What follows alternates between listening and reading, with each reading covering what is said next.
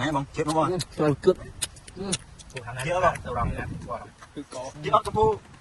Phu gì?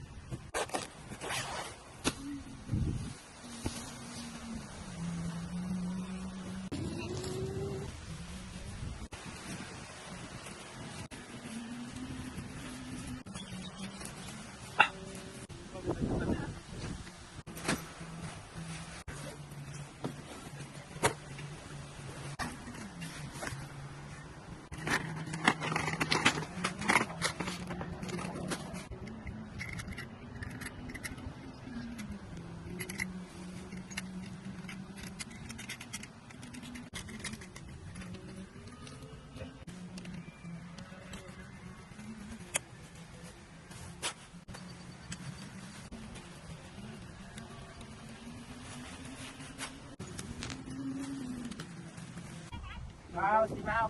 Tôi đi chắp chăm ốc đi. Tôi muốn chăm đi thao đi cho mai bao xa rồi. Ôi trời ơi. Bà này chết delivery in Japan mà. Đặt đi hàng nào?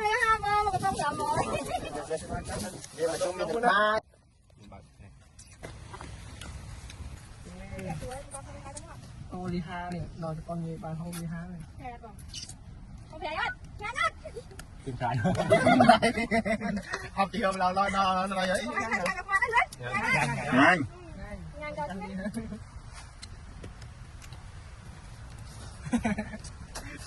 Coi vào. Người ta đang chung với. Đang chung với lên thôi, chắc là đang có ôi, đọc báo nhá.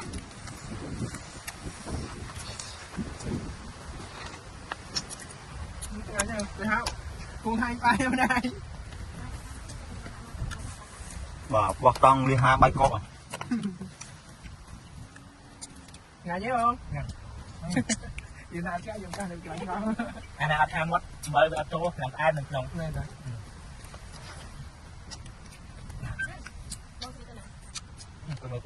Nãy bông chết đúng không? Rồi cướp. Chết không? Chết ốc phu. Phu gì?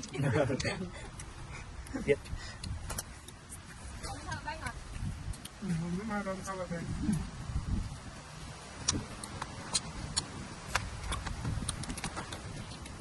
Thanh niên nào cho mà.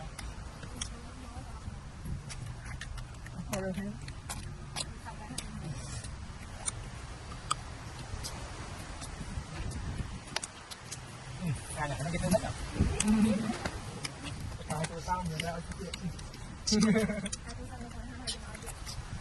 Tôi liếm không nè? Tôi đó mình. Đó nè. Chẳng. Ngon. Không phải là.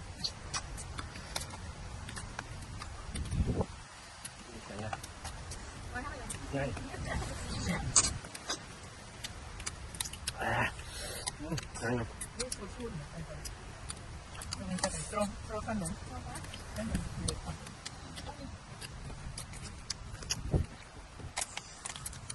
làm sao mình tránh á Ngày cái tay tôi bằng sáng hả chứ anh?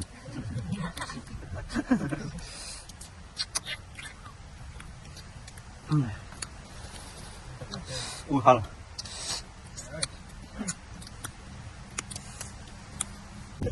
Đi vào. Tem mới hộp thêm hộp của ta vừa.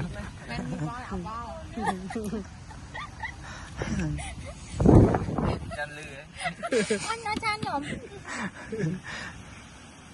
Ôi đu không hồn anh đây. Đu hộp. Cái thằng giấy á con. Chèn giấy em.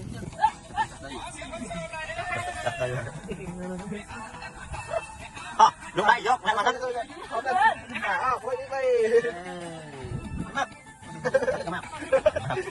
Ôi ban phòng. Ban nữa cho mày chồng. Ở đây ở đây. Ở đây chơi chơi. Bóng nó ngon rồi. Ôi sao mà cái hả? Sao mình lại bạn mình. Nó chuông không? Sẽ bắt. Cái này rồi. Lá. Dạ con được biết.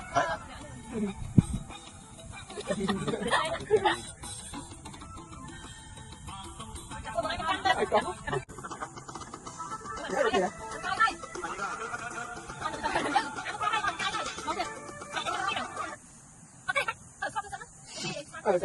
Ôi, qua bay.